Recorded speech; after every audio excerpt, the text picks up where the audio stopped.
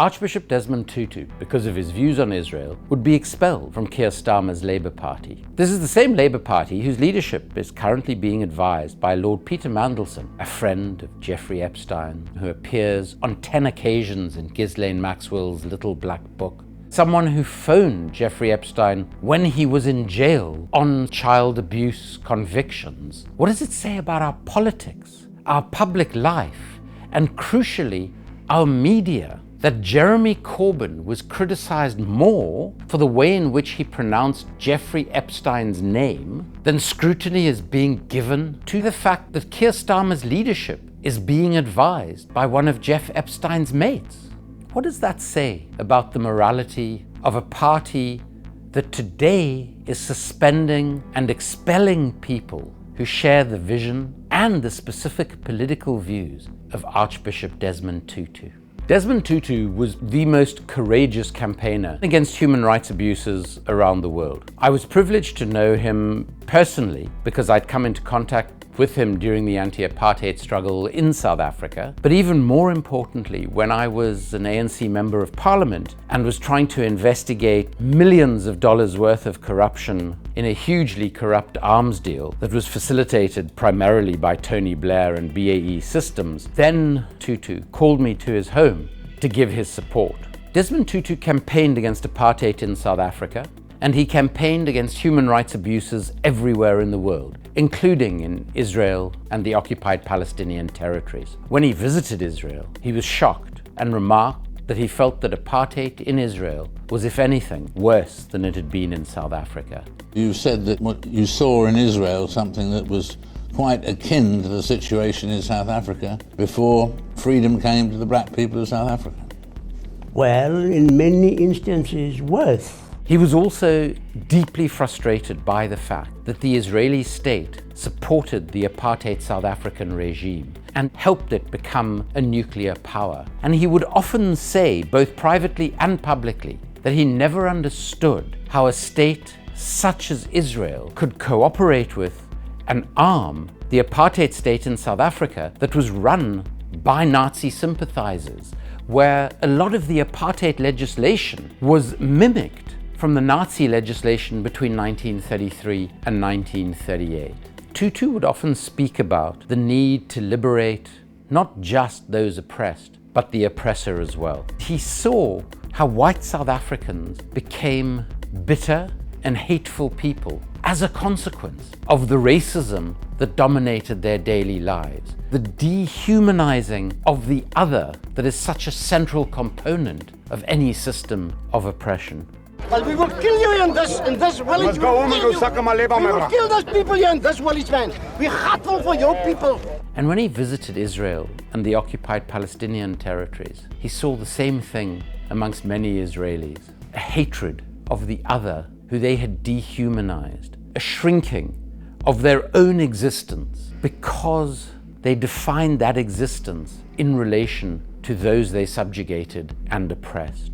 Part of my own concern for what is happening there is in fact not what is happening to the Palestinians, but it is what the Israelis are doing to themselves. I mean, when you go to those checkpoints and you see these young soldiers behaving abominably badly, they are not aware that when you carry out dehumanizing policies, whether you like it or not, those policies dehumanize the perpetrator.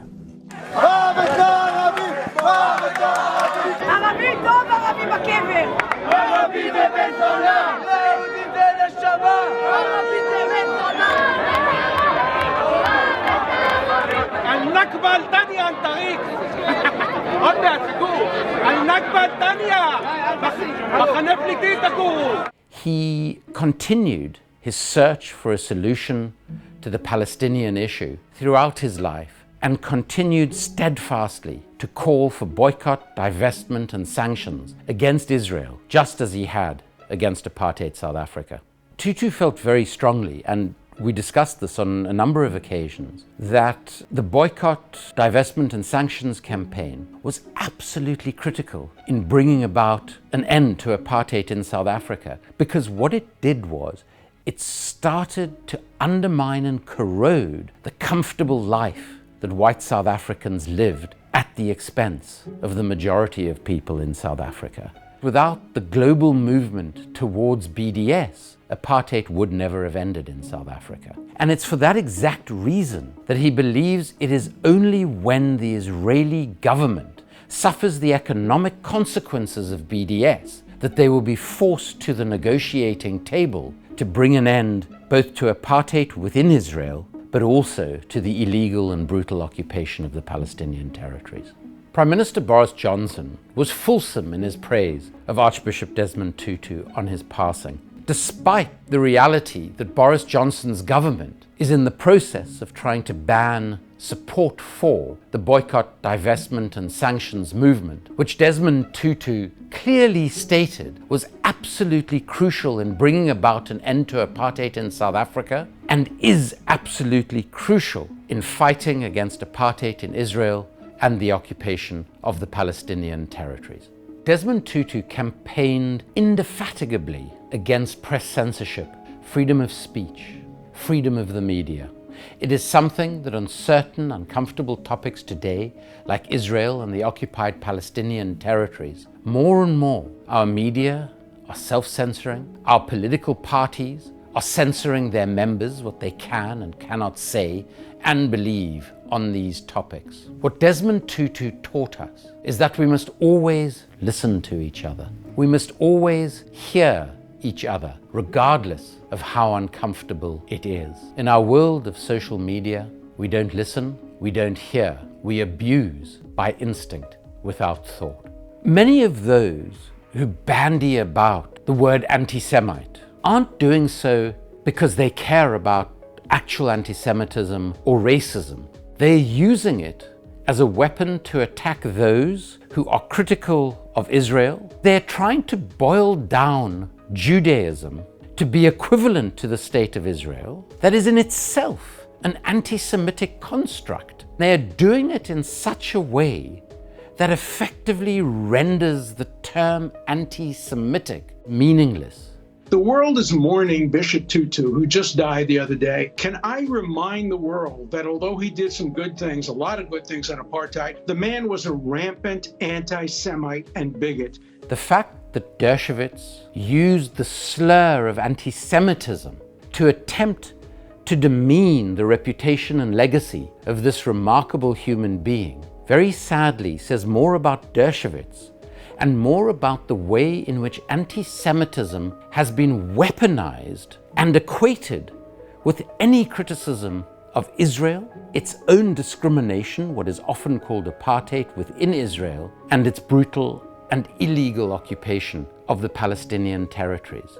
It is the same slur of anti-Semitism that was used against Jeremy Corbyn in the United Kingdom, that was used against Bernie Sanders in the United States, and that is still being used, supposedly in the name of fighting anti-Semitism. So in today's Labour Party, for instance, a Jewish member of the Labour Party is 5 times more likely to be investigated, suspended, or expelled by the Labour Party for anti-Semitism than anyone else in the party. Think for a moment of the absurdity of expelling anti-racist Jews to thwart anti-Semitism. It is into that complete madness that Dershowitz's comments about Desmond Tutu should be located.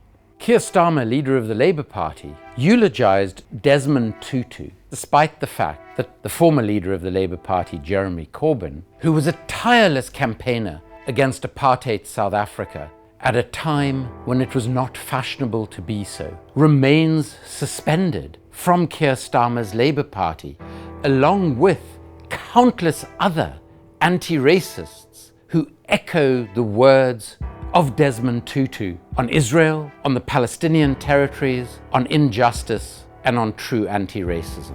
This was craven hypocrisy from Keir Starmer. The Labour Party's shadow Foreign Secretary, David Lammy, was also full of praise for Archbishop Desmond Tutu in virtually the same moment at which he apologized for having nominated Jeremy Corbyn for the leadership of the Labour Party. despite the fact that just a few years ago he was singing Corbyn's praises. It is worth bearing in mind that David Lammy never thought it necessary to apologize for voting for the invasion of Iraq that has led to over 1 million deaths, that accelerated the rise of ISIS, that has caused untold suffering in Iraq and the wider Middle East region. But he did feel it necessary to apologize, having nominated the only Labour leader who has apologized for the invasion of Iraq.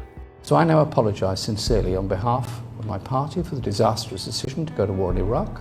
Desmond Tutu refused to share a platform with Tony Blair because he believed that Tony Blair should be on trial for war crimes at the International Criminal Court. I know which Desmond Tutu would apologise for. Those who want to wage war against Iraq must know it would be an immoral war. It is my belief that the most important thing we can do is to learn from our history rather than repeat it. It is incredibly hypocritical of our political leaders to praise a person who fought and overcame apartheid in the past, while at exactly the same time they are stifling and trying to prevent us from halting apartheid today. The reality that Desmond Tutu would be suspended or expelled by the current Labour Party for his support of BDS against Israel is a reflection on the current morality of Keir Starmer's Labour Party. That is not the legacy of Archbishop Desmond Tutu. Tutu's legacy is that we have the principles, the courage, and the convictions to stand up against all racism, to stand up against human rights abuses wherever they occur and whoever they are perpetrated by. Let's send a message to governments that a critical mass of people want to see an end to the Israeli occupation of Palestine and the oppression of its people. By acting together, we can break cycles of injustice, end the occupation, and build a new world based on our common humanity and justice. Support freedom for Palestine. Peace. Shalom. Salam. Desmond Tutu taught us the importance of free speech. There has never been a more important time for independent media. Double Down News is more crucial than ever before at this moment in our political history. Join Double Down News on Patreon.